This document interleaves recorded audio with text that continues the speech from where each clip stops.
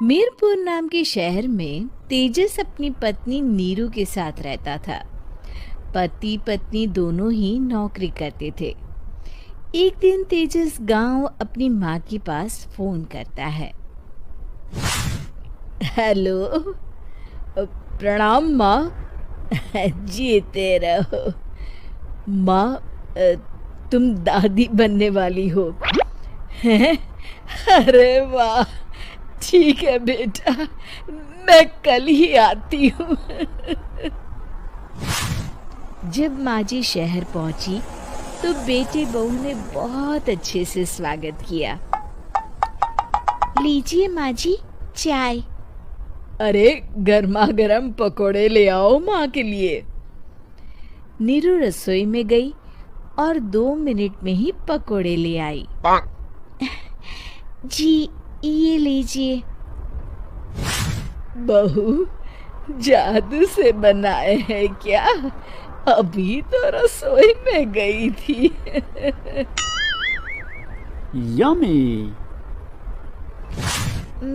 माँ जी, शीला रसोई में पकोड़े तल रही है, मैं बस लेकर आई। हे भगवान, मेरा धर्म भ्रष्ट कर दिया तूने। अब तो गंगा जल से शुद्धिकरण करना होगा। दूसरे दिन, माँ जी, मैंने नाश्ता बना दिया है, ऑफिस जा रही हूँ। पर अभी तो घर का सारा काम पड़ा है। शीला आती ही होगी, झाड़ू पोछा बर्तन कपड़े वो सब कर लेगी।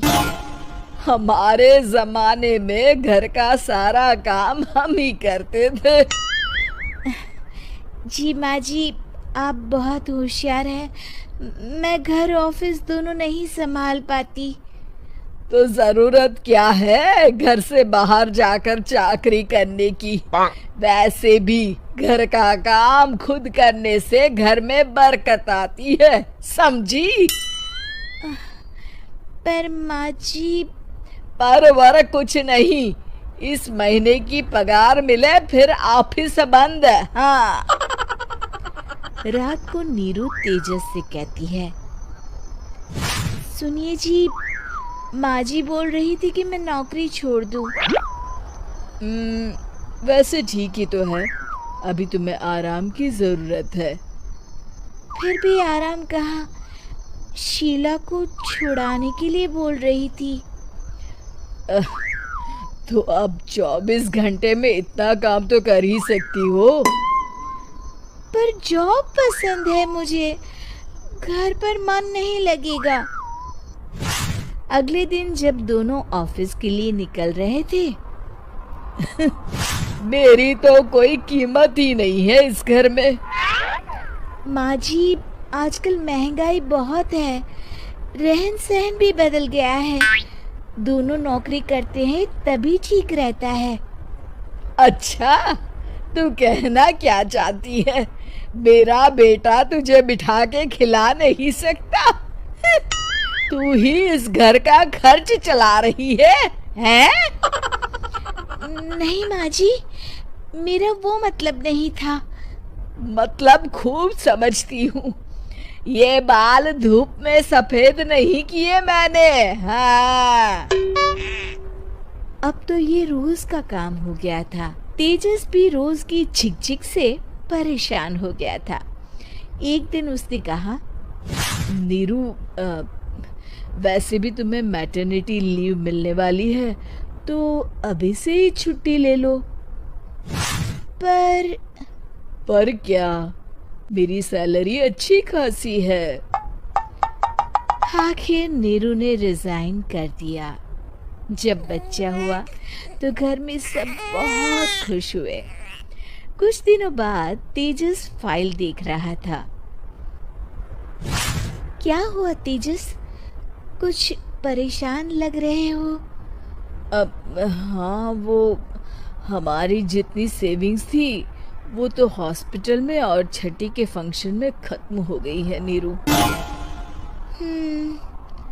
और अभी वैसे मंदी चल रही है तो मैं बोल रही थी कल मुन्ना को हेपेटाइटिस का टीका लगवाना है।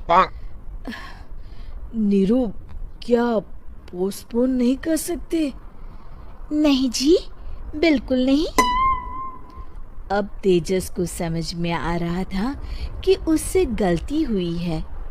पैसों की कमी का असर घर के माहौल पर भी पड़ रहा था।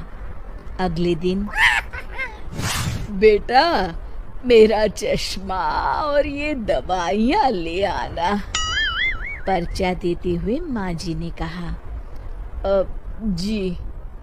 तेजस, मुन्ना के लिए दूध का डिब्बा और डायपर भी ले आना, और ये किराने के सामान की लिस्ट है, इसे भी लाना है। तेजस गुस्से में लिस्ट मरोड़ कर फेंकता है और चिल्लाता है, पैसे क्या पेड़ पर उगते हैं? ये ले आना, वो ले आना। अरे पर ये जरूरत का सामान ही है। वो गुस्से में बिना कुछ कहे ऑफिस चला गया। अरे लंच तो ले जाइए। नीरू दौड़कर डिब्बा पकड़ाती है। एक दिन खाना खाने के बाद, नीरू, अब तो मुन्ना कुछ बड़ा हो गया, तो अब तुम वापस ज्वाइन कर लो ना जॉब। पर इस रिसेशन में जॉब मिलना बहुत मुश्किल है। ट्राई तो करो।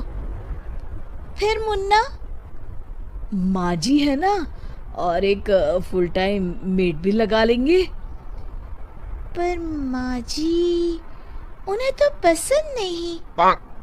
तभी माँ जी वहाँ आ जाती है और प्यार से नीरू के सर पर हाथ फेरते हुए बोलती है, अब मेरी समझ में आ गया बहू, पहले के और अब के समय में अंतर है। तुम काम शुरू करो, मुन्ना की जिम्मेदारी मेरी। मेरी प्यारी माँ जी।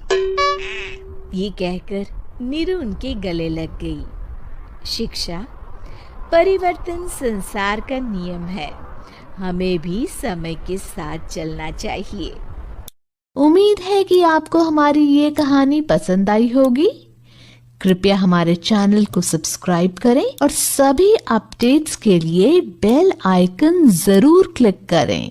और हाँ, वीडियो लाइक और शेयर करना मत भूलिएगा। Bye bye.